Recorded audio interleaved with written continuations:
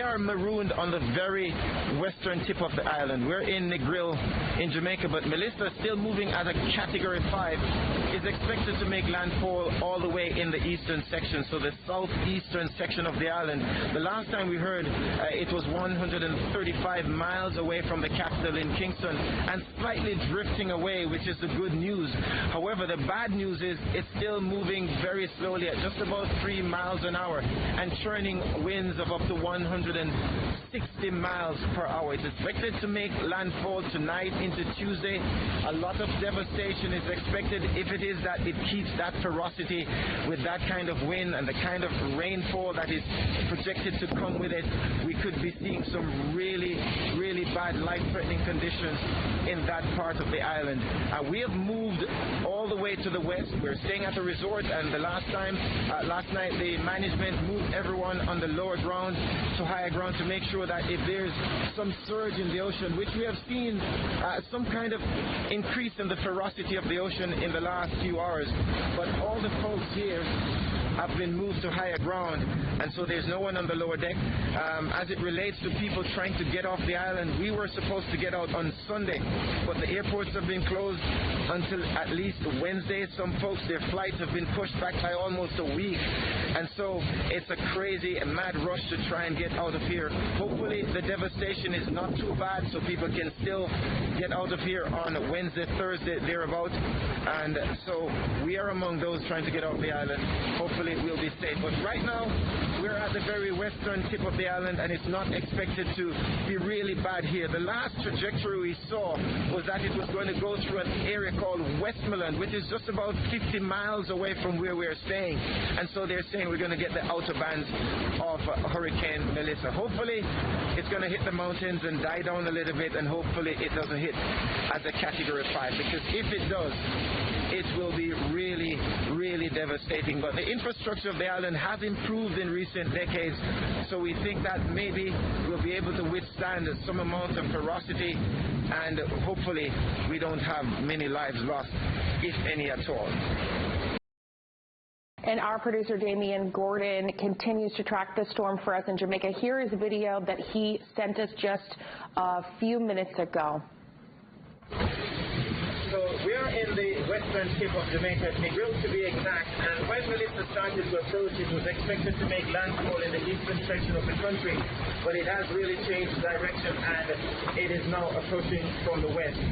We have seen an intensification of the wind, and it has now picked up to about 180 miles per hour at last check. And so far, the government is saying that a large section of the country is now without electricity, despite the last-minute fortification of trying to prepare for this Category 5 hurricane.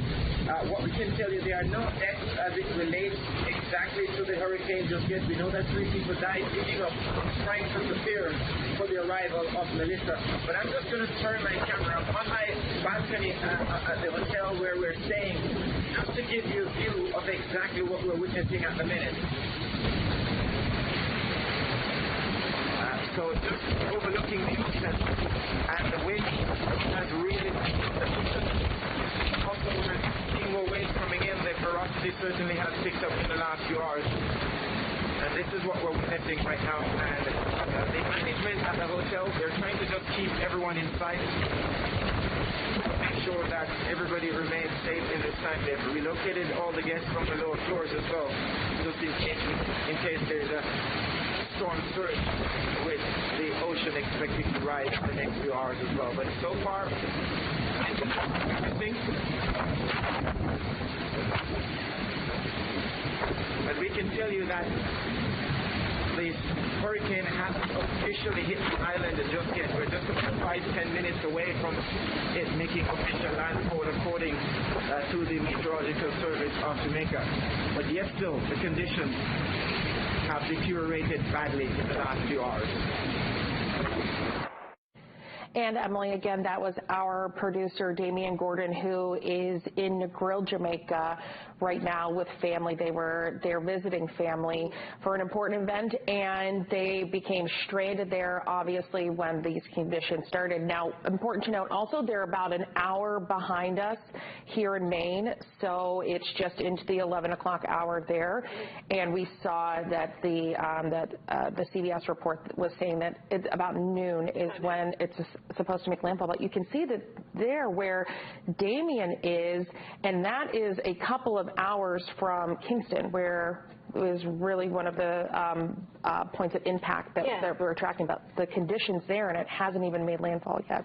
So he said he was in the western part of the island. So if we take a look at the radar satellite that we have of the Hurricane Melissa, so here is Jamaica.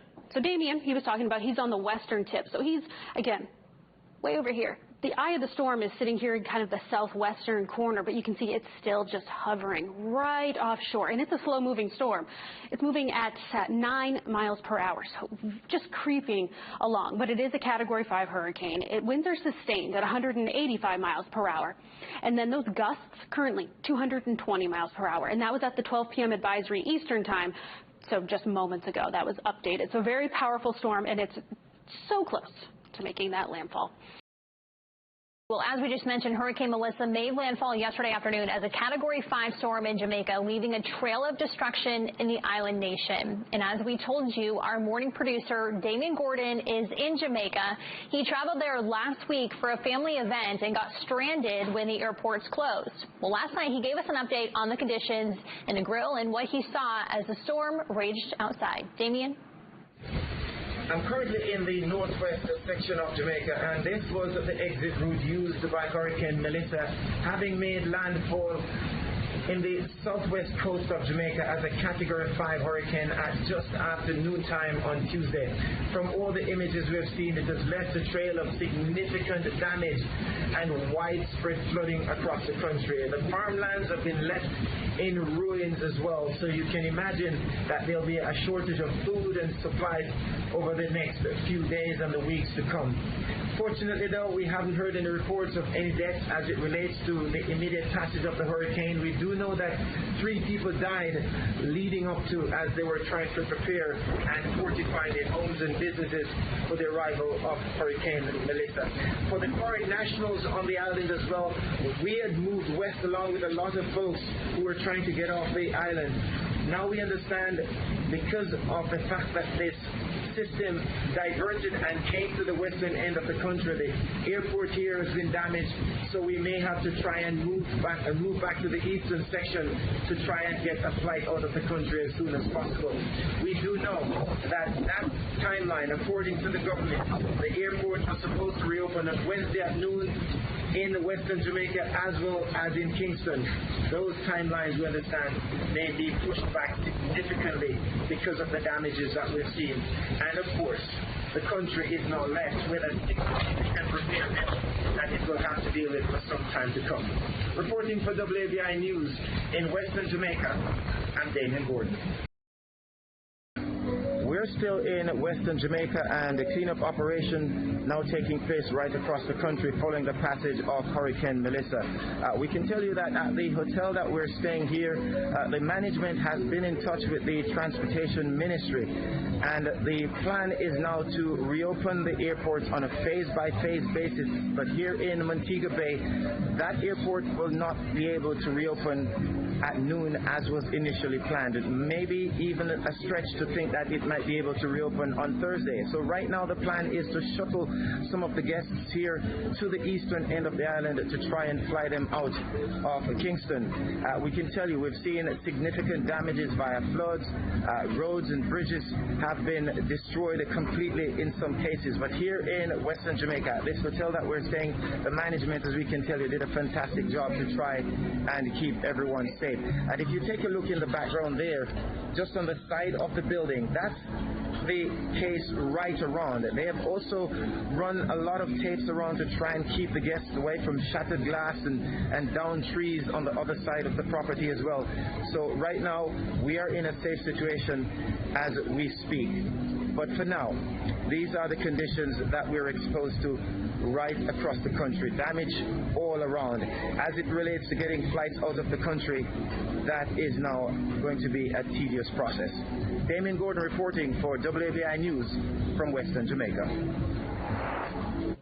Damien's really done a tremendous job of staying in touch, and of course you work with him so closely every day. Can't wait to get him back safely, most importantly. But yeah, it's just been tremendous to hear from him and what he's provided to us from down there while sort of just trying to endure all this. Yeah, and he checked in this morning with us, and you know, as he said there, that they were scheduled to leave at 2 o'clock this afternoon, but that airport is completely closed down. I was looking at the flight schedules for tomorrow. There's maybe the potential at least some flights that are scheduled, but I'm going to guess, like he said, it's probably a stretch to even think that, though. We're happy to report our morning show producer Damien Gordon is back home after being stranded on Jamaica during Hurricane Melissa. Many of you recall the video updates he provided to WABI before, during, and after the Category 5 storm. Damien spoke with his colleague Joy Hollowell today about his experiences in Jamaica and his reflections now that he's back in the States. Gordon and his wife were in Jamaica for his sister's wedding. Born and raised on the island, it was also a chance for the couple to catch up with family and friends. But days later came word that a Category 5 hurricane was headed straight for them. We were stuck on the island in the hotel trying to get out, booking flights canceled. Initially, the east side of the island was supposed to be hit hardest, so the Gordons headed west. And then it switched out at sea, take a different route, and we were in the middle of it all of a sudden. Gordon says all of the hotel guests were moved to higher ground. So just overlooking the ocean, and the wind has really picked up the ocean. Gordon was able to send this report to WABI before they lost power. He says they could hear the wind howling and glass shattering. That's when it really kicked in that, oh, we're actually in something here. Gordon says certain parts of the hotel building were actually vibrating from the more than 200-mile-per-hour wind gusts. And it lasted for hours and hours. There were moments when we actually wanted to go out, and you just couldn't, because the doors wouldn't open, the windows couldn't open, the wind was that strong. And maybe at that point, you know, when it just wouldn't yield, you're like, I wonder if something may happen. When it was finally over and they were able to safely venture out, Gordon says nothing could have prepared them for the state of their homeland. As far as the eyes could see, it's almost like an apocalyptic experience. There's just nothing. You felt almost guilty, and it was tough. Thankfully, the Gordons' relatives live in central Jamaica, so they suffered some property damage but no loss of life. And while Damien felt a strong pull to stay and help, his 2 girls back in Maine were anxiously awaiting their parents' return. As the hurricane headed out, some locals began dancing in the streets. A message to Melissa, says Gordon, that while she may have damaged their countryside, she can't break their spirit.